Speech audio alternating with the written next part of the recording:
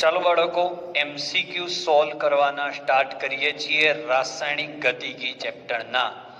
એમાં પહેલો જ એમસીક્યુ બહુ જ સરસ એમસીક્યુ મોડર્ન પબ્લિકેશનમાં મેં આ પ્રશ્ન લખેલો છે. તમારે જોવો હોય તો જોજો. બે પ્રશ્નો મેં એમાં લખ્યા છે, એમાંથી એક પ્રશ્ન હું ચલાવું છું, બીજો તમે જાતે સોલ્વ કરજો. આ એક એવો આલેખ છે જેમાંથી તમને બધી જ વાતની સંપૂર્ણ માહિતી મળી જશે. સૌથી પહેલા દેહલી ઉર્જા એટલે શું? તો દેહલી ઉર્જા વિશે હું બહુ મસ્ત એક વાત કહું બાળકો, કે જેથી કરીને તમારું માઇન્ડ ડેવલપ થાય. દેહલી ઉર્જાનો મતલબ દહેલીજ ઉર્જા છે બાળકો. દહેલીજ એટલે ઉમરો. હિન્દીમાં જેને દહેલીજ કહેવાય એને ગુજરાતીમાં ઉમરો કહેવાય. આપણા ઘરનો જે દરવાજો છે બાળકો, ત્યાં ઉમરો હોય. એ ઉમરો તમે ઓળંગી જાઓ તો તમે પ્રક્રિયા કરવા તરફ આગળ વધ્યા, બહારની દુનિયામાં પહોંચી ગયા. અને એ ઉમરાની અંદર આવો તો તમે તમારા ઘરમાં છો. તો એવી રીતે પ્રક્રિયાના પ્રક્રિયક અણુઓને પ્રક્રિયા અનુભવવા માટે એ ઉમરો ઓળંગવો પડે, અને એના માટે જે જરૂરી ઉર્જા છે that is called ઉમરા ઉર્જા. ગુજરાતીમાં ઉમરા ઉર્જા, હિન્દીમાં દહેલીજ ઉર્જા અને ઇંગ્લિશમાં થ્રેશોલ્ડ એનર્જી. તો પ્રક્રિયા અનુભવવા માટે જરૂરી ઉર્જા. ઓકે, તો પ્રક્રિયા અનુભવવા માટે અહીંયા પહોંચવું પડે. એટલે ક્યાંથી પહોંચવું પડે? 0 થી હાઈએસ્ટ. ઓકે, તો દહેલી ઉર્જાનું સૂત્ર, ઘણા સૂત્રો છે. 0 થી મધ્યવર્તી સંયોજન સુધીનું. આઈ એટલે મધ્યવર્તી સંયોજન. 0 થી મધ્યવર્તી સંયોજન સુધીનું. ઓકે, એટલે 0 થી અહીંયા સુધી. એટલે આ જવાબ આવ્યો 80. ઓકે, બીજી રીતે પણ તમે કહી શકો, પ્રક્રિયકની ઉર્જા વત્તા ઈએ. એ પણ હું શીખવાડું છું. ચલો હવે પ્રક્રિયક પાસે કેટલી ઉર્જા છે એ જોઈએ. પ્રક્રિયકની ઉર્જા, જેને આપણે HR કહીશું. તો પ્રક્રિયકની ઉર્જા, તો પ્રક્રિયક પાસે અત્યારે કેટલી ઉર્જા છે? 20. એકમ જે આપ્યો હોય, ઇટ ડઝ નોટ મેટર. હવે નિપજની ઉર્જા પૂછે તો નિપજ પાસે કેટલી ઉર્જા છે? નિપજની ઉર્જાને HP કહીએ. તો આ તમારું P એટલે એ અહીંયા આવે છે, એટલે કેટલી છે? 40. તો ડેલ્ટા H નું સૂત્ર થાય, બે સૂત્રો છે એના, HP માઇનસ HR. તો HP કેટલો છે? 40. HR કેટલો છે? 20. તો HP માઇનસ HR 20. અને આ જવાબ કેવો આવ્યો? પ્લસ આવ્યો. એટલે પ્લસ આવે એટલે પ્રક્રિયા કેવી કહેવાય? તો પ્રક્રિયા ઉષ્મા શોષક કહેવાય. પ્રક્રિયા ઉષ્મા શોષક કહેવાય. ક્લિયર? હવે ઈએ અને ઈએ ડેશ એટલે શું? ઈએ એટલે પુરોગામી પ્રક્રિયા માટેની સક્રિયકરણ ઉર્જા. હવે સક્રિયકરણ ઉર્જા અને દહેલી ઉર્જા વચ્ચે શું ફરક છે બાળકો? મારે એક 60 રૂપિયાની વસ્તુ ખરીદવી છે અને મારી જોડે 20 રૂપિયા છે. મારે 80 રૂપિયાની વસ્તુ ખરીદવી છે અને મારી જોડે 20 રૂપિયા છે. તો જરૂર કેટલાની છે? 60 રૂપિયા. એ જરૂરની ઉર્જા જે છે એ સક્રિયકરણ ઉર્જા. તો અમુક કે સાહેબ દહેલી ઉર્જા અને સક્રિયકરણ ઉર્જામાં શું ફરક? તો સાંભળો, દહેલી ઉર્જા એ વસ્તુની કિંમત છે અને સક્રિયકરણ ઉર્જા એટલે એ વસ્તુ ખરીદવા માટે પ્રક્રિયકને જરૂરી ઉર્જાનું મૂલ્ય છે. મારી જોડે 20 રૂપિયા છે તો મારે જરૂરી કેટલા છે? 60 ની જ જરૂર છે. એ 60 એ સક્રિયકરણ ઉર્જા. પણ પ્રક્રિયા કરવા માટેની કુલ ઉર્જા, એ છે દહેલી ઉર્જા. ઓકે, તો દહેલી ઉર્જા 0 થી ગણાય અને પુરોગામી ઉર્જા આટલેથી ગણાશે, અહીંયાથી લઈ અહીંયા સુધી. ઈએ તો એનું મૂલ્ય કેટલું છે?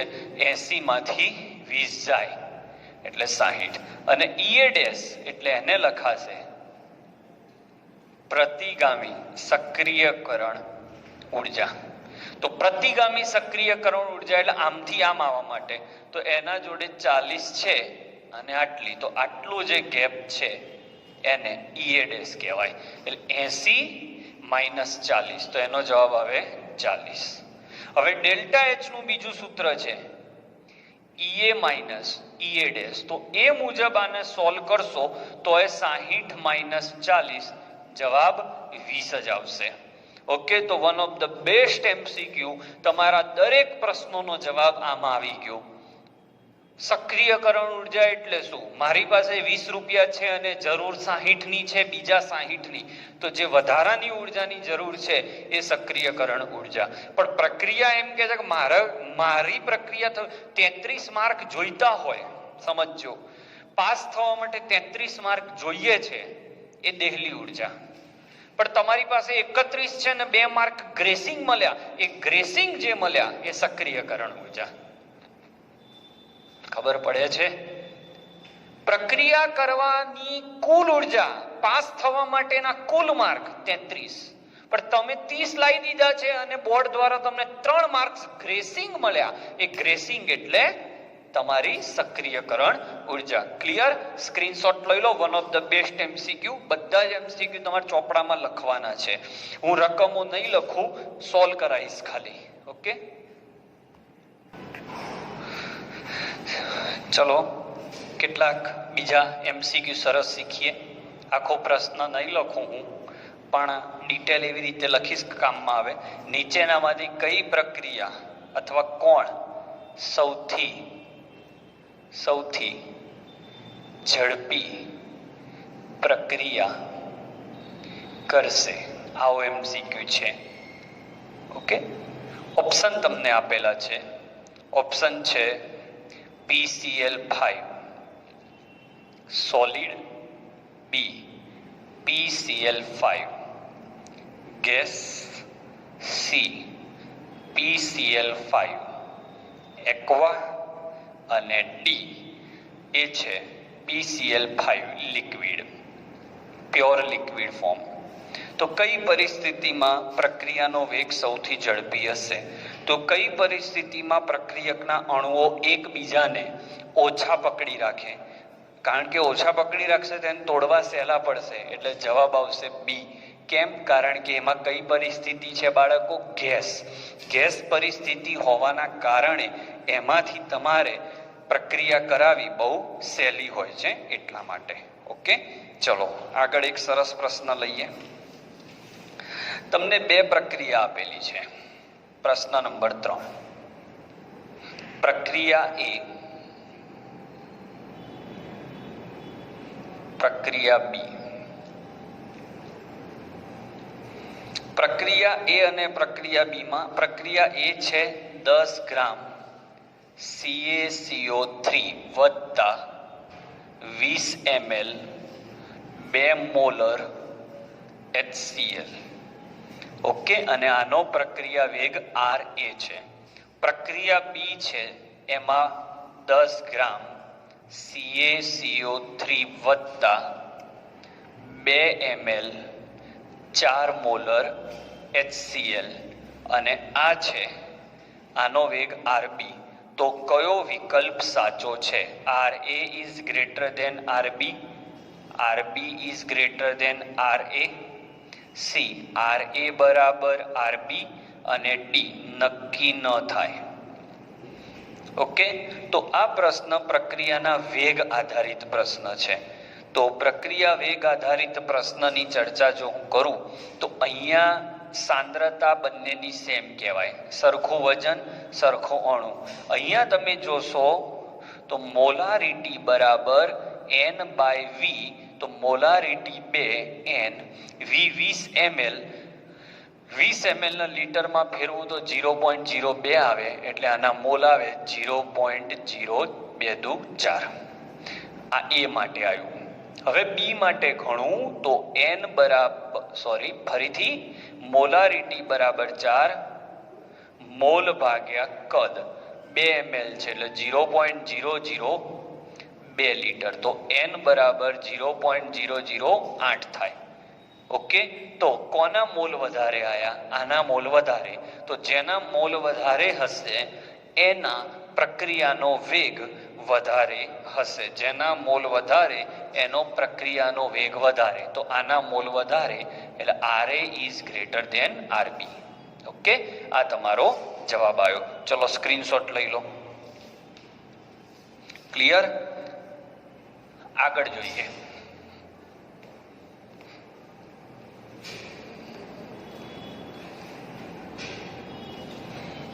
બહુ સહેલા પ્રશ્નો હશે, એમાં આપણે નહીં પડીએ. પ્રશ્ન number 4. 2 time N2O5 gives 4NO2 plus O2. આના 3 પ્રકારે આને લખી શકાય છે.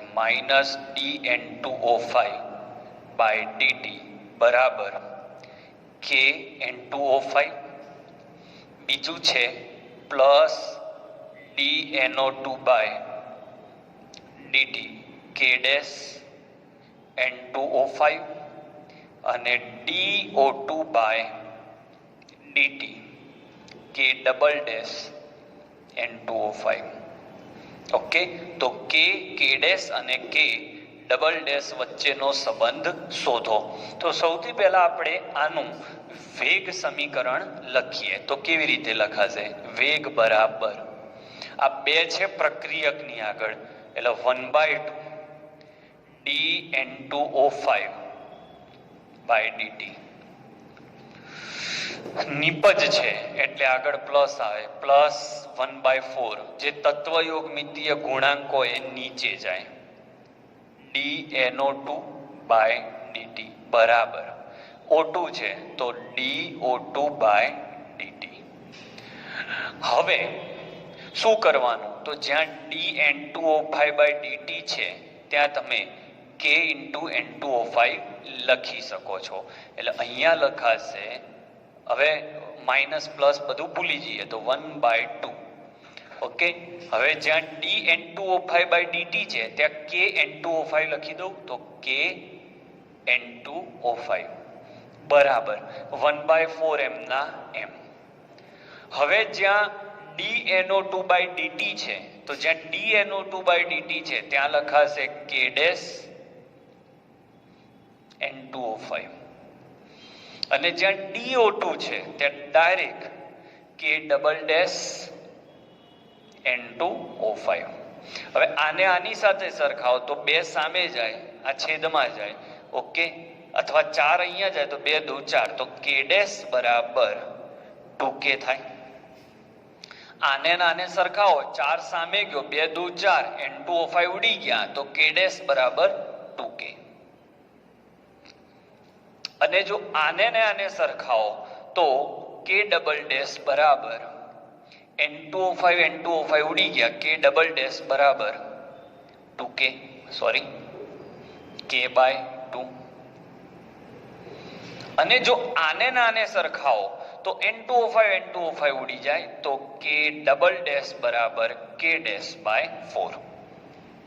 ઓકે, તો 3 જવાબ આવે. One of the best MCQ. Please take the screenshot. Okay.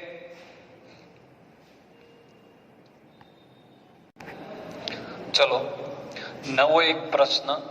N2O4 gas gives 2NO2 ગેસમાં N2O4 નું દબાણ 30 મિનિટમાં 0.5 થી 0.32 થાય છે. આની માહિતી આપી અને આની માહિતી શોધવાની.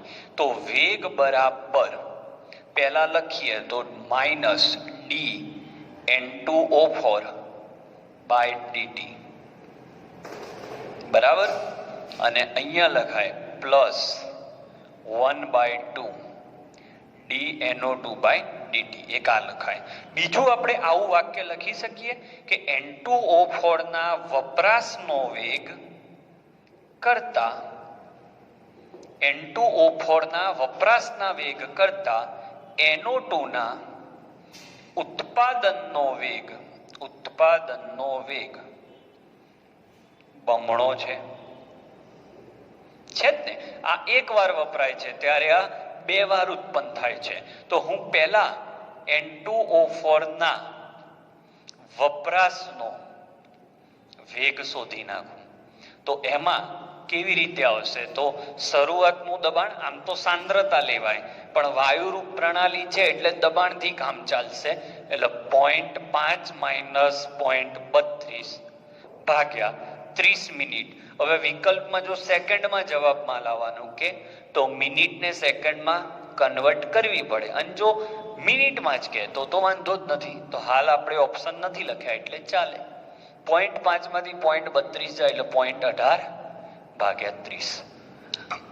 આ આવ્યો વપરાશનો વેગ. પણ વપરાશના વેગ કરતા ઉત્પાદનનો વેગ બમણો છે. એટલે NO2 ના ઉત્પાદનનો વેગ બરાબર 2 ગુણ્યા N2O4 ના વપરાશનો વેગ. એટલે 2 ગુણ્યા N2O4 ના વપરાશનો વેગ કેટલો આવ્યો? 0.18 ભાગ્યા 30. તો અહીંયા થશે 15. એટલે 0.18 ભાગ્યા 15. ઓકે, એકમ થશે વાતાવરણ પ્રતિ મિનિટ ઇન્વર્સ. મિનિટમાં રાખ્યું છે એટલે સાદું રૂપ તમારે આપવું હોય તો આગળ આપી શકાય છે. તો આપણે ટોપિક નંબર 1 વેગ આધારિત પ્રશ્નો અહીંયા પૂરા કરીએ છીએ. તમારે પ્રેક્ટિસ માટે મેં પેજ આપ્યા છે, એમાંથી હું તમને હોમવર્ક કહું છું. હવે ચાલો બાળકો, આજે જેટલા MCQ શીખ્યા એનું હોમવર્ક લેવલ 1 અને લેવલ 2 ના 2 પેમ્પલેટ મેં તમને આપેલા છે.